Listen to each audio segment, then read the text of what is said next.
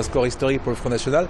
C'est la première fois sous la Ve République que le Front National arrive en tête d'une grande élection. Avec 28% des suffrages, le Front National triple son score de 2009. La liste emmenée par Jean-Marie Le Pen arrive très largement en tête et devance l'UMP qui totalise 20,66% des voix, soit 8 points de moins que lors du dernier scrutin. C'est un véritable séisme qui s'est passé. Bien évidemment, on aurait souhaité un meilleur score. C'était aussi un message que nous ont adressé les électeurs. Et donc, c'est à nous maintenant à reconquérir encore du terrain. Un terrain également perdu par les socialistes, emmenés par Vincent Peillon. Le PS n'atteint pas les 12% dans cette grande région sud-est. Une nouvelle claque après les municipales. Ça reste un choc et je serai parmi ceux et celles qui demanderont effectivement que mon parti ait une réflexion approfondie sur le sujet. Autre grand perdant de ces élections européennes, les écologistes qui voient leur voix divisée par deux.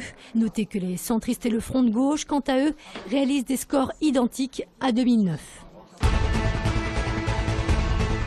Ils sont 13 à avoir été élus hier soir pour représenter la grande région sud-est à Bruxelles.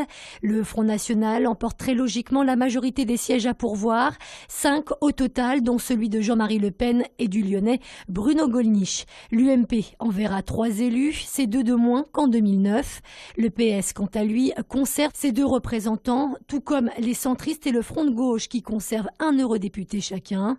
Notez enfin que Michel Rivasi sera désormais seul à représenter les Verts. Ils étaient 3 lors du dernier scrutin.